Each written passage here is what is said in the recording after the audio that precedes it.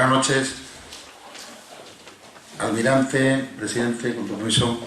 En nombre de la Dirección de Relaciones Institucionales del Ministerio de Defensa, quería agradecer a la Real Sociedad Económica de Amigos del País de Badajoz la deferencia que tienen con nosotros para inaugurar el segundo ciclo de conferencias que vamos a dar del curso 2010-2011, que es un curso que va a presentar al presidente de la Económica, y al mismo tiempo va a tener el placer también de presentar al almirante Sande.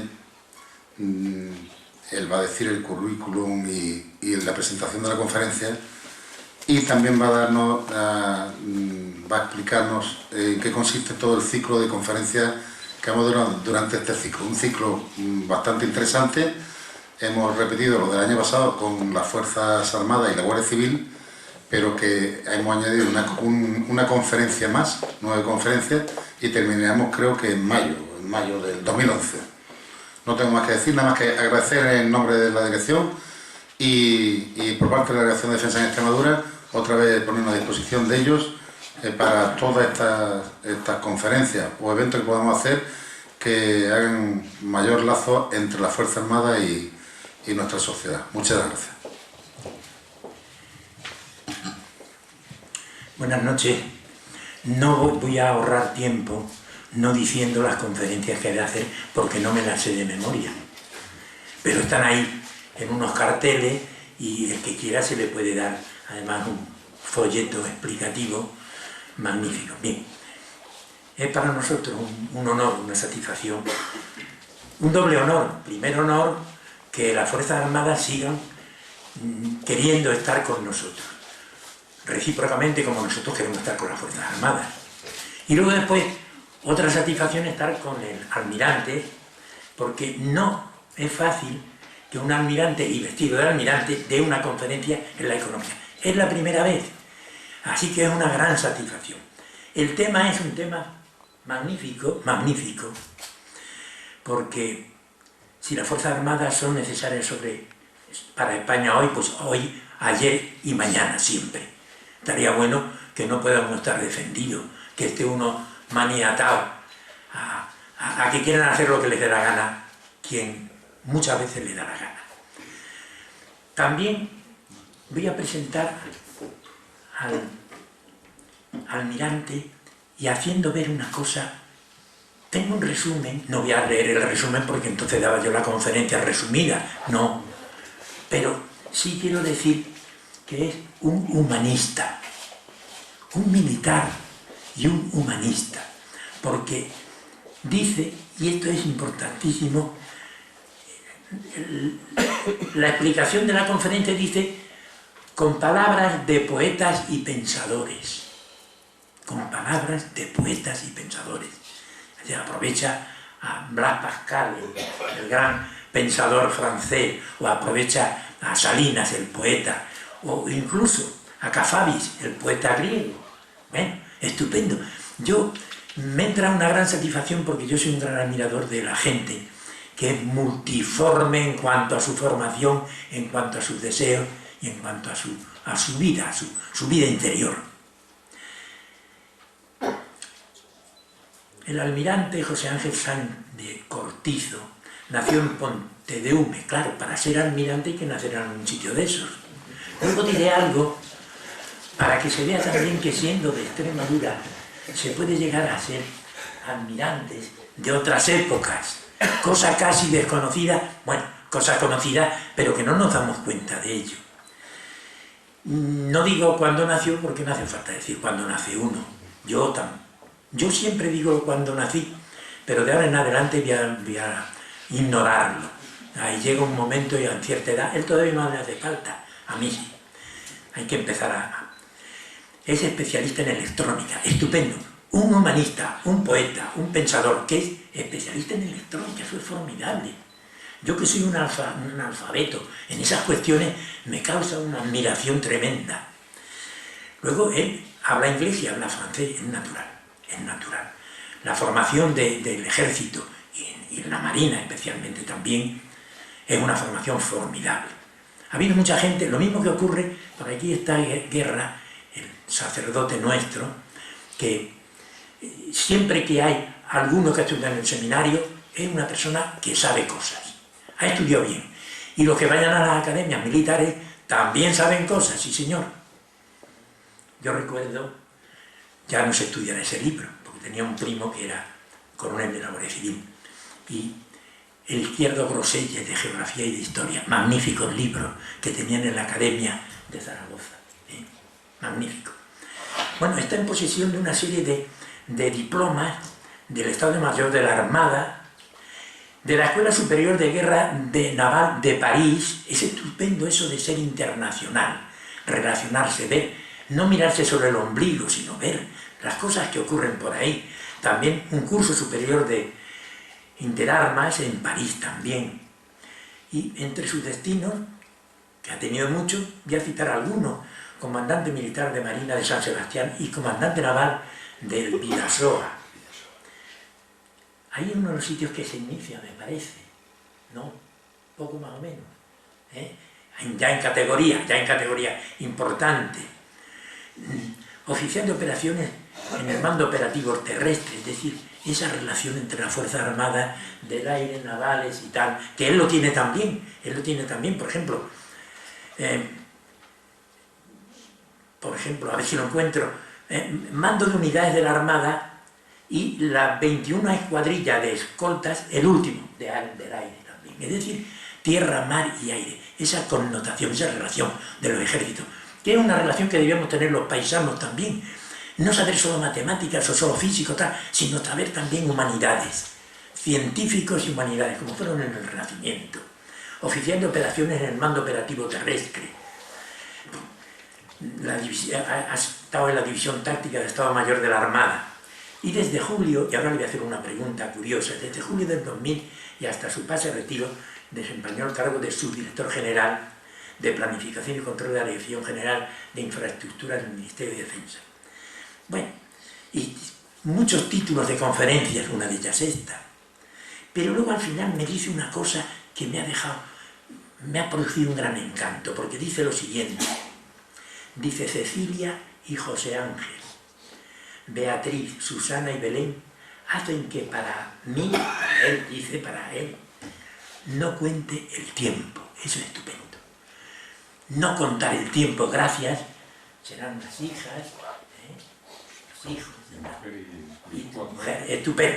Estupendo, que la familia sea capaz de que el tiempo no pase, de que esté uno como aquel sacerdote, aquel monje que en la Edad Media, en el libro de Gonzalo de Berceo, de pronto oye cantar unos pájaros y se queda embelesado, rezando, y cuando se despierta habían pasado 1000 años. Eso espero que pasen muchos años sin que pase el tiempo. Y con relación, quiero terminar con dos cosas curiosas que he pensado. Tierra adentro también tenemos un espíritu marinero, porque tenemos 2 ríos fundamentales que nos llevan al Atlántico, Además, el reino árabe de Badajoz, cuya capital era Badajoz, llegaba desde Lisboa y desde Sines hasta casi Toledo, formaba una unidad que ahora es lo que se llama la Eurorregión Extremadura, Alentejo, Centro. Y allí, en Sines nace nada más ni nada menos que Vasco de Gama. En Évora, que está aquí a un tiro de piedra, en Évora nace Fernández de Quirós, que le llamaban el Quijote del Océano Pacífico, un portugués en barcos españoles, que recorrió el Océano Pacífico. Bueno, y recordemos a Orellana, que cruza el Amazonas, también es un marino, claro, con el río aquel inmenso. O Hernando de Soto, que cuando muere, descubridor del Mississippi, el padre de las aguas, cuando muere lo meten para que los indios no le cojan, le meten en un tronco hueco y lo tiran al Mississippi. Qué manera de enterrar tan formidable a un guerrero y a un marino en ese momento. El almirante tiene la palabra.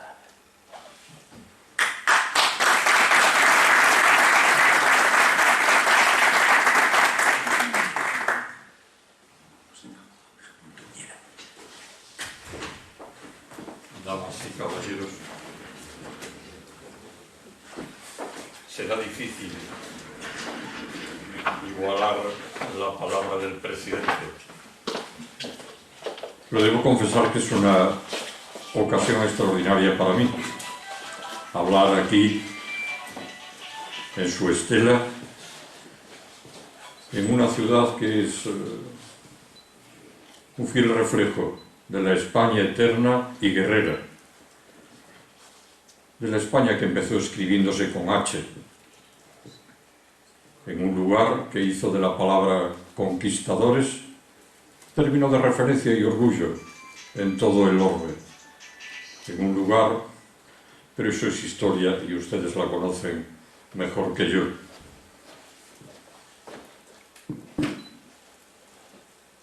Por lo magnífico de esa ocasión, he vuelto a sacar del cofre mi uniforme. Por eso, y porque en mi oficio, conocer y darse a conocer al interlocutor desde el primer momento y que el conocimiento permanezca es fundamental. Por eso, cuanto he sido, cuanto conozco en ese oficio, está expuesto en mi atuendo, en el uniforme. El azul turquí de la Armada, el entorchado y estachas del rango, el currículum. Y para terminar la presentación, en cuanto a ustedes, me permitirán tomar la hipótesis de que son todos civiles. No porque la pregunta que hoy nos reúne no deban hacérsela a los militares, muy al contrario, se la hacen y la respuesta les lleva a vestir el uniforme. Pero les consideraré civiles porque la argumentación para encontrar respuesta habrá de ser, en tanto que ajenos a las Fuerzas Armadas, más amplia o más profunda, o las dos cosas a la vez. Y hechas las presentaciones, una inquietud que me embarga siempre que veo en la pizarra esos dos signos de interrogación. Parecen astas de Corniveleto, ¿verdad?, que pugna por salir del toril. Pues entre recibir a ese toro porta gallola para cortar la arrancada o esperarlo en los medios para ver cómo embiste y derrota, yo debiera elegir un tendido muy lejos. Pero ya que en el albero me he puesto, déjenme convenir con ustedes el capote a utilizar. Para urdimbre del tejido, la lengua común a todos nosotros, con sus precisiones y sutilezas, sus claridades y sus metáforas. Para color del paño, el de dos de las cualidades que hacen del hombre la cúspide de la creación. La curiosidad, que buscar ampliar el campo de sus conocimientos, de sus saberes le lleva, y la insatisfacción, que buscar mayor espacio y medios para sí y para los suyos le empuja. Pues, si aceptamos que insatisfacción y curiosidad impulsan al hombre desde el primer momento, cuando enhiesto pudo otear la sabana y elegir su camino, hasta hoy, que soñando con los planetas se encuentra, convendrán conmigo que toda pregunta es no solo legítima, sino también necesaria, y aún, a tenor de lo que el Dante responde a Virgilio en su descenso, tanto como saber me agrada dudar, le dice, y aún placentera. Pero sería terrible que cada generación diese por válida la herencia íntegra de la anterior. Al estancamiento iríamos. Pero no menos terrible sería que la duda fuese el estado habitual, que cuestionar la herencia recibida fuese la actividad diaria.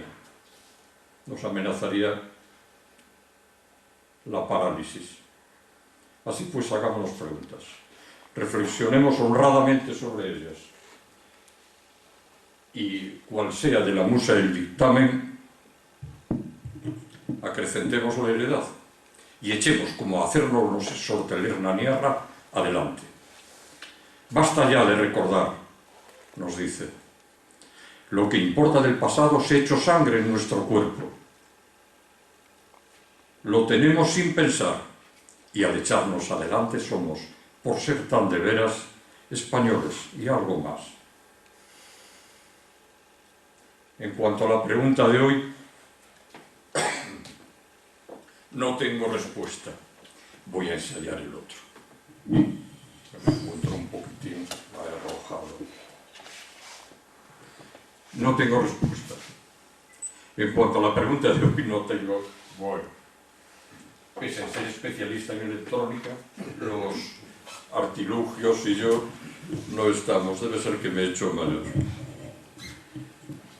No tengo respuesta para la pregunta de hoy. Más exactamente, no soy yo, que el oficio de las armas, la mar y las armas, profeso quien deba dársela. Han de ser ustedes, como españoles que son, pero no eludiré el reto. Y así, unas veces antagallando cangrejas, largando alas y rastreras otras, me engolfaré en el tema buscando ofrecerles algún punto sobre el que quizá quieran reflexionar. Veo allá en las barbacanas a alguien que me reprocha haber abandonado lo taurino. Mi traje no es traje de luces, y mi silueta no es lo juncal y de verde luna que a un matador corresponde. En mi tierra decimos, cada uno o seu, en mariñeiros ou mar. Les invito, pues, a ojear conmigo marco y entorno en el que se ha de hacer la pregunta de hoy. A escudriñar nuestro interior, el suyo y el mío. Y a examinar aún a quienes las Fuerzas Armadas componen, a la gente de armas. Como ven, el viento sopla de esa banda, maniobra de desatraque y 3 balizas que montar a rumbos muy distintos, con un punto de caos latente en todo, el caos fuente inagotable de energía. En cuanto al marco, adviertan, viento de través, por tanto, velacho cuartelado y cangreja al medio para abrir del muelle.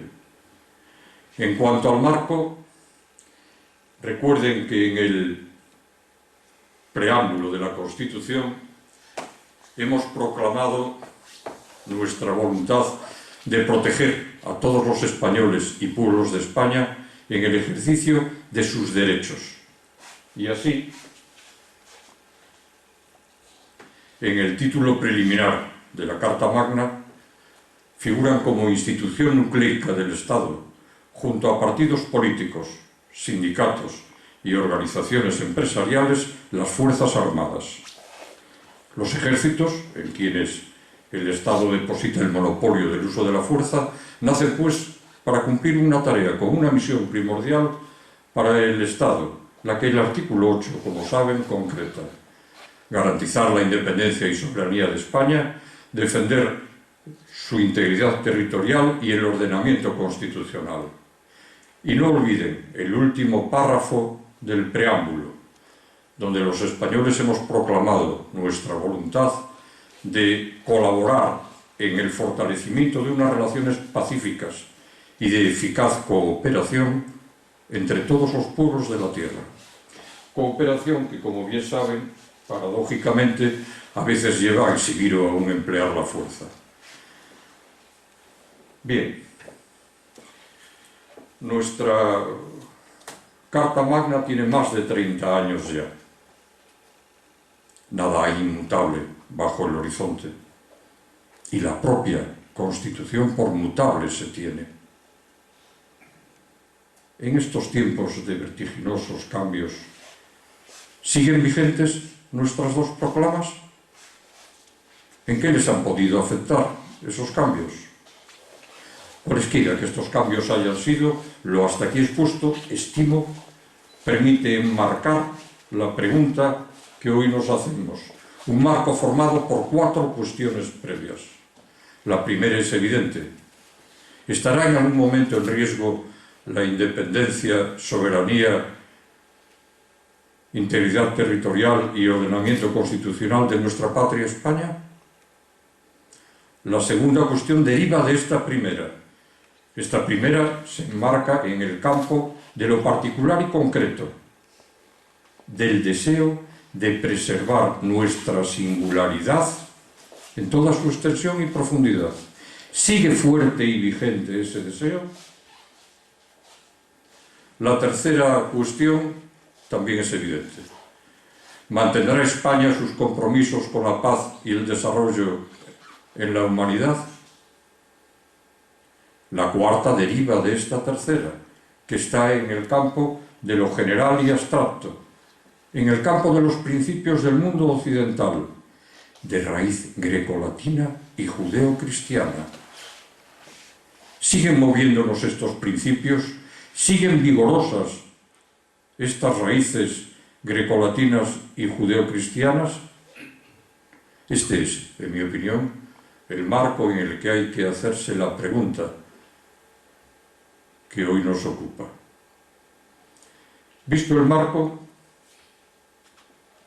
si recuerdan el esquema, haremos por la primera baliza, y también si recuerdan, el viento está en 6/7 cuartas en ese caso, y navegaremos a un descuartelar para ojear el entorno, esa humanidad que, organizada en estados, apuesta en su mayoría por mantener fuerzas armadas.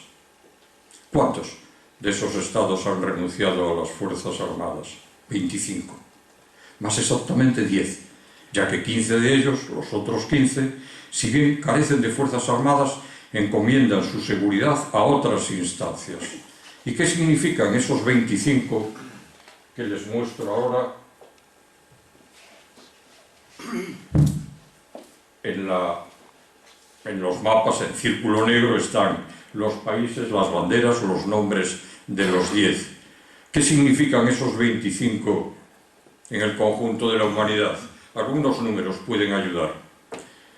Son el 10% de los estados de la Tierra, hay unos 250.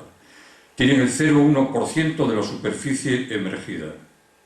Y habitan en ellos, habita el 0,3% de la población mundial. Y en cuanto a la influencia que sobre el resto de los países tienen, bien podríamos decir, creo yo, con todo respeto y excepción hecha del Vaticano, que es puramente testimonial. Y ojalá que el buen Dios lo quiera así algún día, podamos calificarlos de precursores. No es hoy el caso.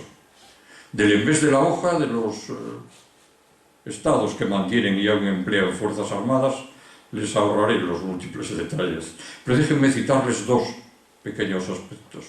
Países que a mediados del pasado siglo limitaban la misión de sus fuerzas armadas a la mera supervivencia del Estado, la han ampliado a las tareas de cooperación internacional.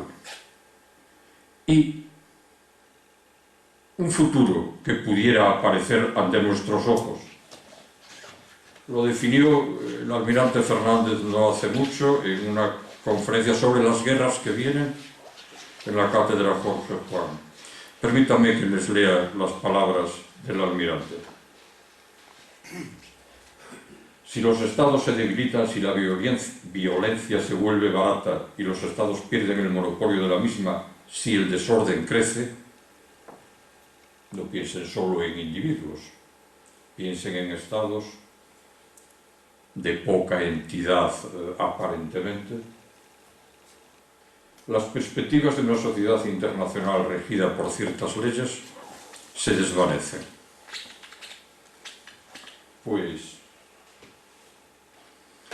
considerando riesgos propios y compromisos libremente adquiridos, ¿por cuál de los dos caminos que aparecen ante nuestros ojos ha de llevar sus pasos nuestra patria?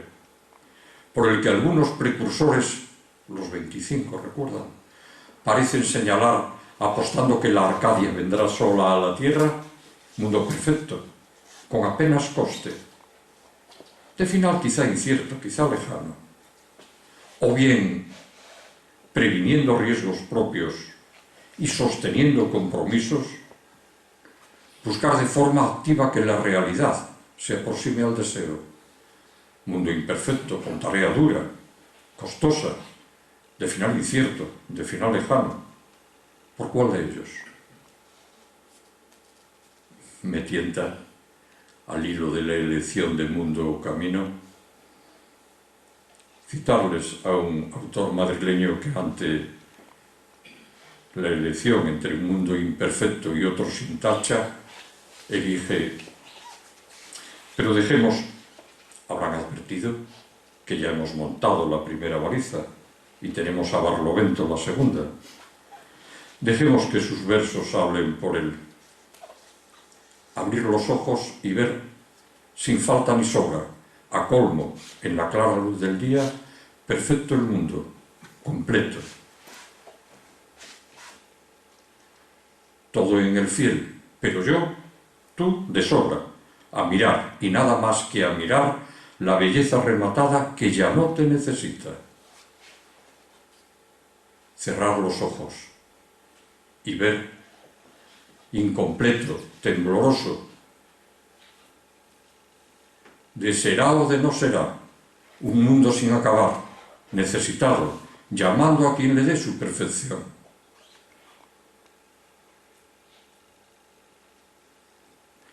En aquella tarde clara, en aquel mundo sin tacha, escogí el otro, cerré los ojos. La grandeza del hombre, que viene según Pascal, de que conoce su miseria, no le permite aceptar dictamen de perfección hecho desde fuera, máxime si a la inacción le condena. Y así el poeta opta por el mundo que da campo a sus ansias, a su empeño de colmar por sí mismo insatisfacción y curiosidad. Empeño inútil, cierto, pero empeño del que toda su fuerza creadora nace.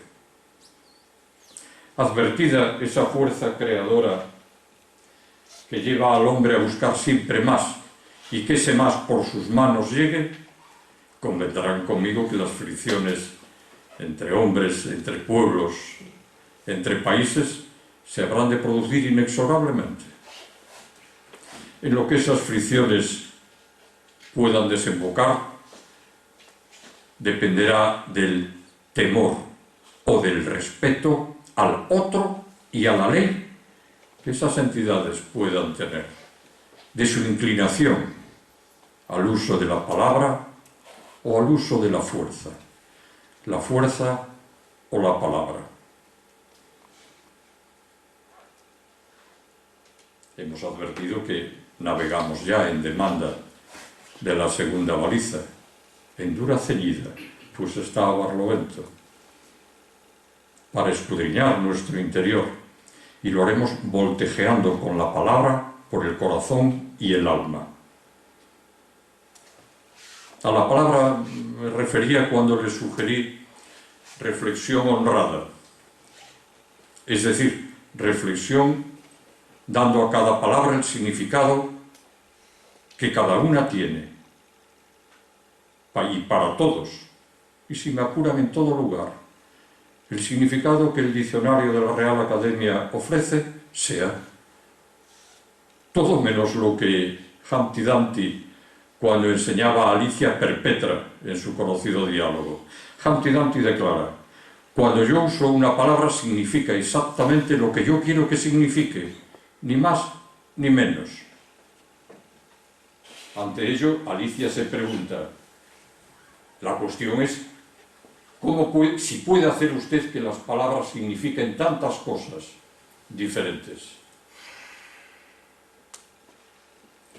Y Humpty Dumpty sentencia, la cuestión es, ¿quién es aquí el que manda? Eso es todo. Si estamos a lo que el que manda elija, la palabra no podrá servir para forjar o difundir el pensamiento, no podrá ser vehículo de entendimiento. Pero supongamos el mismo significado para cada una de las palabras en todo el mundo, y aún para los principios que con ellas logremos explicitar. ¿Comparten todos los pueblos de la tierra los mismos principios? ¿Otorgan la misma valoración a cada uno de ellos en circunstancias similares? Solo así, con palabras, principios y valoraciones compartidas, podrá haber reflexión honrada en común, enjuiciamiento común, que del recurso a la violencia nos aleje. Solo así.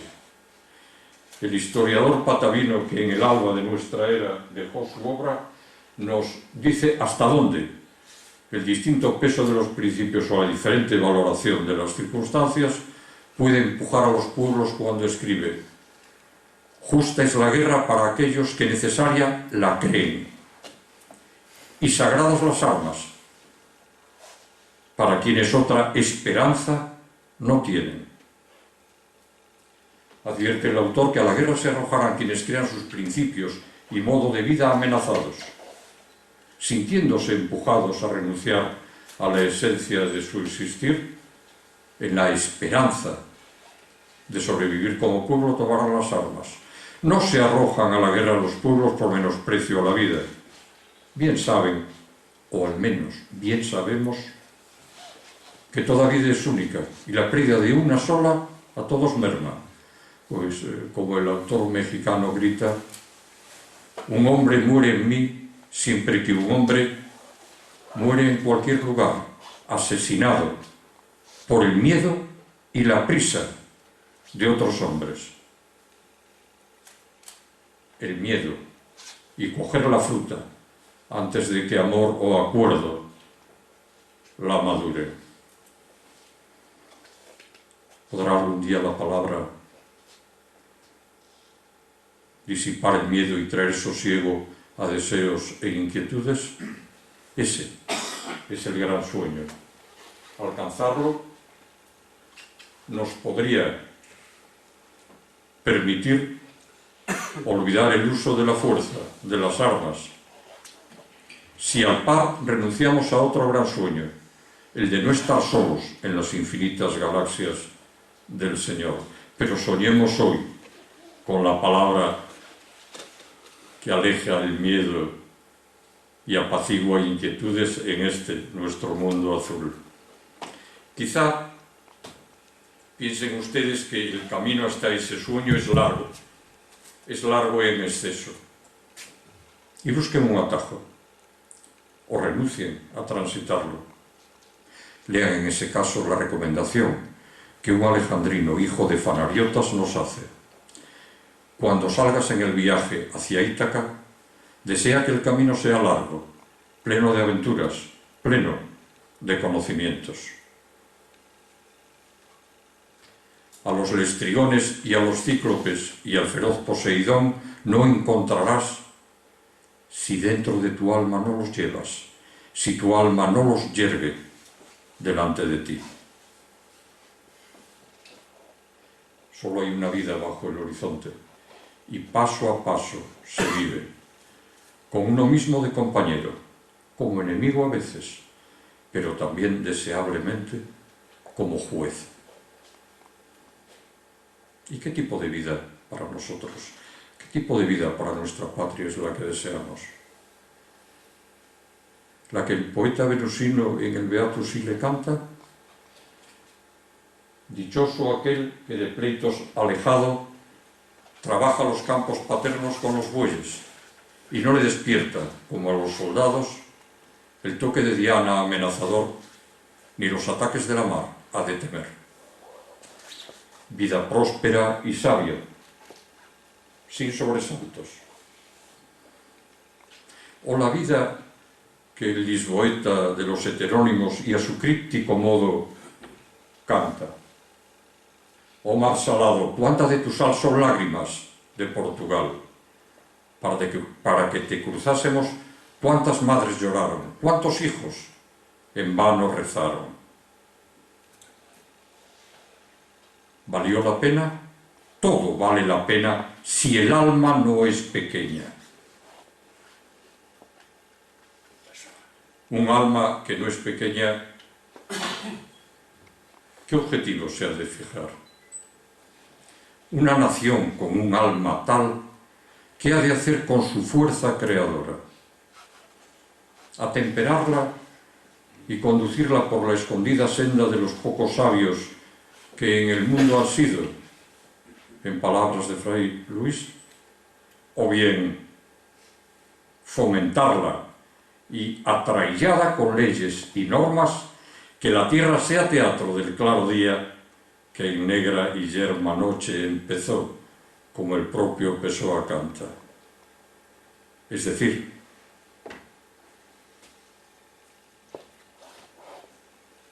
progreso limitado pero cierto, o riesgo controlado y futuro abierto.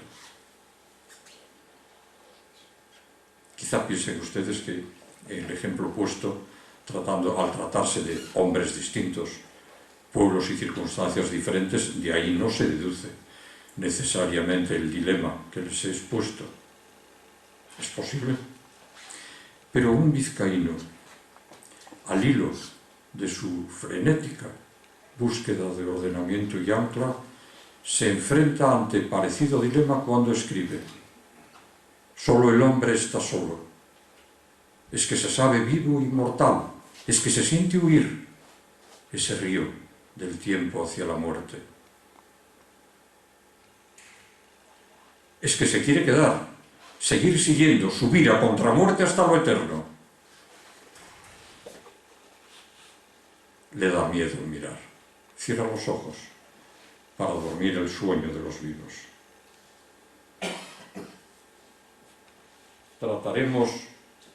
Trataremos de alcanzarlo, quizá inalcanzable, subir a contramuerte hasta lo eterno, o buscaremos tener lo que seguro a nuestro alcance está, dormir el sueño de los vivos. Pero realmente es posible que no haya que afrontar este abstruso y utópico dilema. Quizá sea suficiente con una asignación equilibrada de esfuerzos a cada uno de los dos objetivos. Equilibrio, concepto tan caro a nuestros ancestros grecolatinos. Equilibrio. Como sea, ustedes como españoles, puntualicemos, ustedes como ciudadanos españoles, no como súbditos ni como militantes, ustedes como ciudadanos españoles tienen la palabra.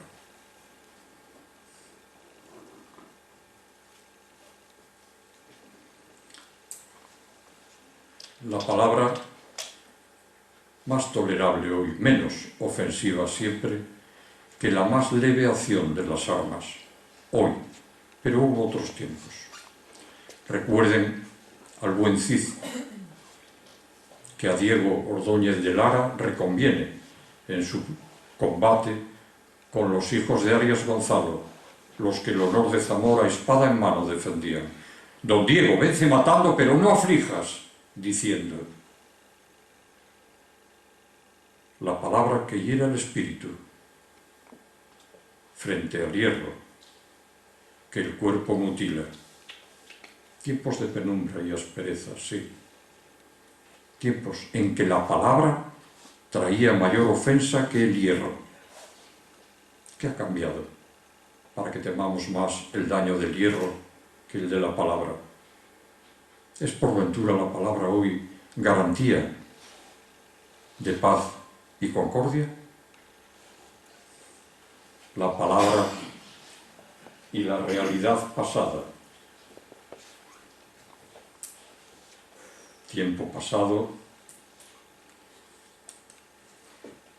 me he debido perder porque no oigo el chapoteo de la mar en las amuras y siento las velas a telón aquí dentro. Eso se llama un pozo de viento en mi oficio. Bien, pues buscabrisas a tope, las en punto las escotas y serviolas a las cofas para, oteando el cabrillero de la mar, buscar el viento, buscar la palabra, y con ella desde el pasado el futuro. Pasado, presente y futuro, tan distintos y tan complementarios, tan lejos y tan cerca, que el genio de Missouri así los incardina. Tiempo presente y tiempo pasado se hallan tal vez presentes en el tiempo futuro, y el futuro incluido en el tiempo pasado. Y se alarma el poeta. Si todo tiempo es un presente eterno, todo tiempo es irredimible. Y me permito añadir, y toda realidad irredimible sería también. Y si así fuese, los versos del poeta de Celanova, la realidad existe porque existe la palabra, podrían servir de amparo a quienes con la palabra buscan conformar realidades que quizá no fueron, o dar cuerpo a otras que aún no son, cuando realmente el poeta, al terminar su obra, busca un bien diferente fin. Si no sabes decir larga es la noche, no sabrás que existe el alba. Para ser libre el hombre ha de saber decir creo en la esperanza. La palabra no sustituye a la realidad. Le presta su ropaje divulgador, su capacidad de trascendencia. Le alumbra una puerta a la esperanza, esa que redime el tiempo, esa que permite mirar el futuro cara a cara y de forma abierta. Y entiendo que así hace también el guipuzcoano con el que hemos abierto nuestras reflexiones después del Dante, que entiende palabra y pasado como herramienta y escalón para un futuro vivificante y abierto cuando escribe: nosotros somos quienes somos. Basta de historia y de cuentos, allá los muertos, que entierren como Dios manda a sus muertos. No vivimos del pasado ni damos cuerda al recuerdo. Somos turbia y fresca un agua que atropella sus comienzos. Somos españoles con futuro y españoles que por serlo, aunque encarnan lo pasado, no pueden darlo por bueno, ni, me permito añadir, ni vivir de él esclavos. Albricias. Noto de nuevo el viento en la cara. Sopla frescachón el viento esta vez, pues con la palabra y desde el mejor conocimiento posible del pasado es tiempo de abordar la última ceñida, la última abordada de esta dura ceñida, de este voltejear por corazón y alma con la palabra. Con la palabra forjaron y difundieron su visión y juicio del mundo gentes que ponían el bienestar de la humanidad muy por encima de sus propios intereses. Algo leí de dos de ellos hace mucho tiempo y a la sombra del verano. No saben ustedes lo que es el verano. Es un monte al que los ingleses 2 veces al año, cuando la primavera bulle y cuando el equinoccio ha abierto la puerta al otoño, subimos para honrar la creación entera, la vida en toda su extensión y gozar de ella hasta donde nuestras fuerzas alcancen. Pero esa es otra historia que algún día quizá alguien cuente. Algo leí de 2 de esos hombres, y aunque el recuerdo es muy vago, a traérselos a colación como invitación a estudio me atrevo. Inglés el primero, Hobbes. Miedo y ansiedad llevan al hombre a asociarse, escribe. Y añade, en busca de su seguridad, renuncia el hombre a parte de su libertad en beneficio del Leviatán, del Estado fuerte, que con la fuerza, si es preciso, le protege de sus vecinos. Alemán el otro, Kant. Obra solo según una máxima tal que puedas creer que se torne en ley universal. Proclama la existencia, o propugna la existencia, de un imperativo categórico de orden moral ineludible en toda ocasión, que dando lugar a una ley moral universal, nos ha de traer la paz perpetua.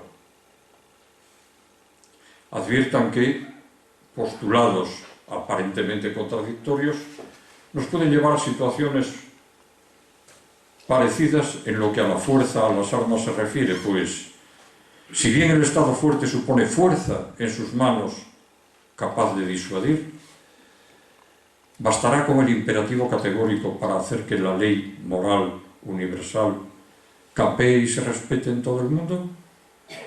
O bien, asumiendo con Pascal que la justicia sin la fuerza es impotente, será necesario arbitrar una suerte de fuerza que asegure el respeto a la ley moral universal.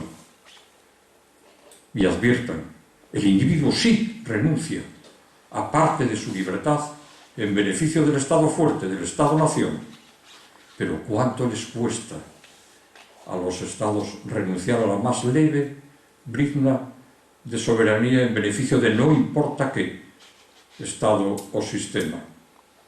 ¿Cuánto? Como sea, en estas líneas de pensamiento que permítanme estimar complementarias, avanza hoy la humanidad. Ese avance y la evolución de la técnica hacen que las confrontaciones bélicas se hayan reducido en su mayoría a las de menor intensidad, a los conflictos limitados. Variadas digresiones cabría empezar sobre esos conflictos limitados o sobre la conveniencia de asignar papeles tan dispares a la fuerza. Quede para ustedes el hacerlo, porque es tiempo de arrumbar a la tercera baliza para examinar a quienes componen las Fuerzas Armadas. Si guardan en la memoria el esquema que sirve de guión, recordarán que en este caso el viento está entre 10 y 12 cuartas por estribor. Esta navegación habrá que hacerla a un largo, e incluso dando alas y rastreras, pero con el silbato y la jarcia listos para cortar paño, tomar rizos o aún paidear, si la ocasión lo pide. En tanto, el Estado o sistema universal no se instaura, el Estado fuerte, el Estado-nación, disipa el miedo y sosiega las inquietudes con un instrumento válido por ahora: los ejércitos. Los ejércitos, sombras que a la sombra de los estados permanecen. Sombras que, conscientes de que el Estado deposita en ellas el monopolio del uso de la fuerza, su patria deposita en ellas el monopolio del uso de la fuerza, orgullosamente se saben, tomando las palabras al poeta, sombras que la sombra niegan, pruebas de luz, de que es luz todo el mundo, menos ellas.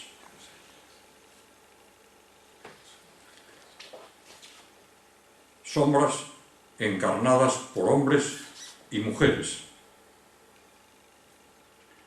Hombres y mujeres que ponen sin reservas al servicio de su patria un individualismo del que, con las palabras de otro poeta, así blasonan: que nadie quiera enseñarme dónde he de cortar la flor, cómo he de beber el vino, cuándo he de tomar el sol. que nadie quiera ordenarme las preces que he de rezar, los libros que debo leer, los vítores que he de dar.